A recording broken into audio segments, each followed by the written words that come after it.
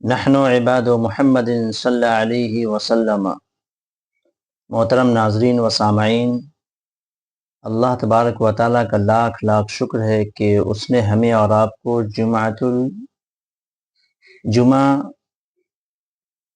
جمعے جیسا دن عطا کیا۔ یہ بہت ہی مبارک دن ہے۔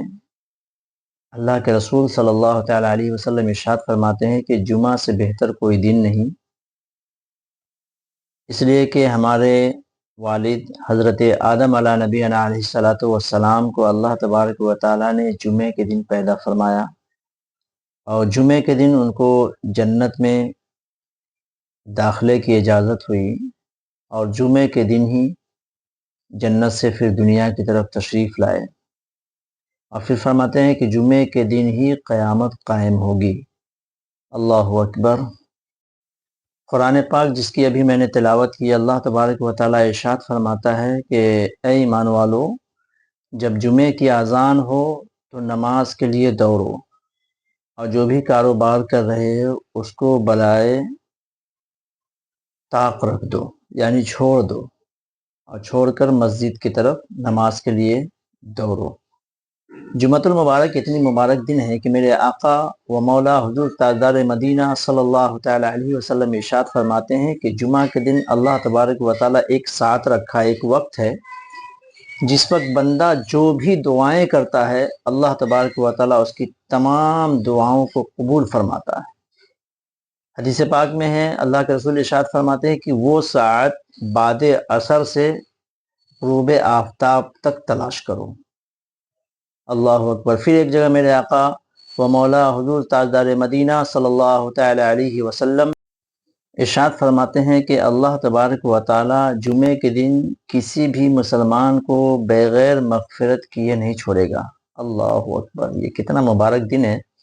اور پھر حدیث پاک سماعت کریں، اللہ کے رسول صلی اللہ تعالی علیہ وسلم ارشاد فرماتے ہیں کہ جمعہ کے دن اور رات میں 24 گھنٹے ہوتے ہیں، اور 24 گھنٹے میں کوئی ایسا گھنٹہ خالی نہیں ہے جس میں اللہ تبارک و تعالیٰ 6 لاکھ جہنمی کو جہنم سے آزاد نہ کرتا ہو۔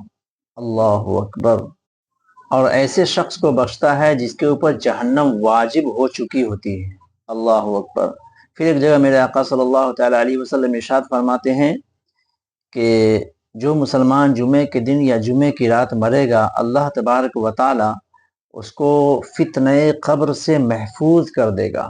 اللہ اکبر۔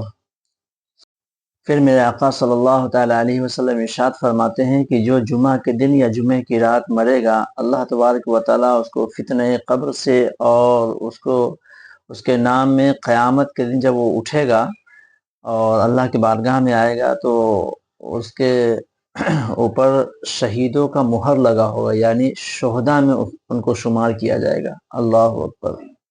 اور پھر میرے آقا صلی اللہ تعالیٰ علیہ وسلم ارشاد فرماتے ہیں کہ جب قیامت کے دن وہ اللہ تبارک و تعالیٰ سے ملے گا تو اس حال میں ملے گا کہ اللہ تبارک و تعالیٰ اس سے کوئی حساب و کتاب نہیں لے گا۔ اللہ اکبر۔ اللہ تعالیٰ ہمیں اور آپ کو جمعۃ المبارک کے دن موت نصیب فرمائے۔ اور پھر میرے آقا صلی اللہ تعالیٰ علیہ وسلم ارشاد فرماتے ہیں کہ جمعے کی رات جو ہے وہ روشن رات ہے، اور جمعے کا دن جو ہے وہ چمکدار دن ہے۔ اللہ تبارک و تعالیٰ اس دن ہمیں اور آپ کو عبادت کی توفیق دے۔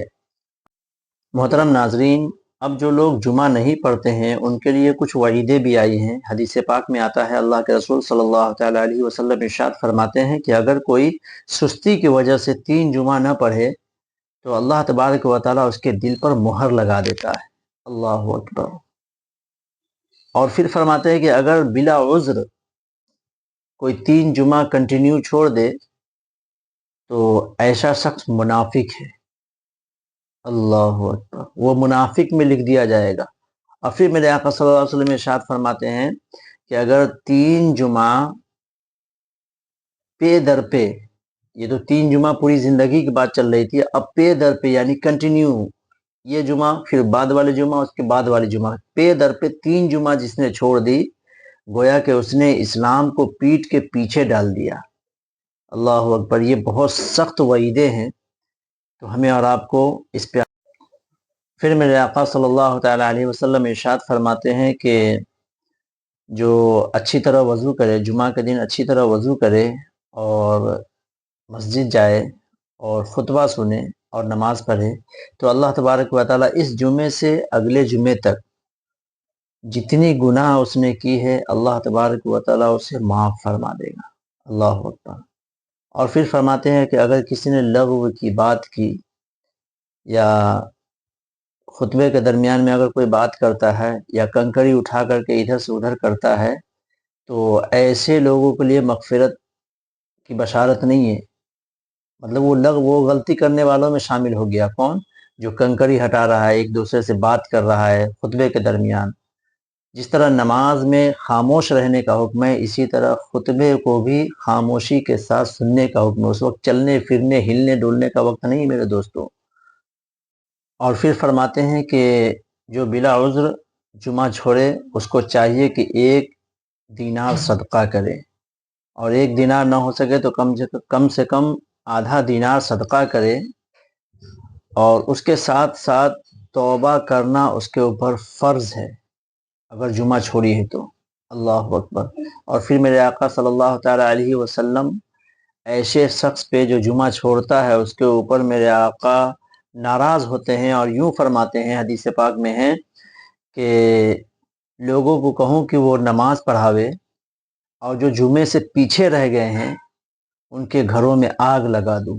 اللہ اکبر۔ آج ہمارے گھر میں آگ لگی ہوئی ہے، تو ہو سکتا ہے اس میں وجہ یہ بھی ہو کہ ہم جمعہ چھوڑتے ہیں اور میرے آقا صلی اللہ تعالیٰ علیہ وسلم ہم سے اور آپ سے ناراض ہیں۔ حضور فرماتے ہیں کہ مرنے سے پہلے لوگوں نیکی کی طرف سبقت حاصل کرو۔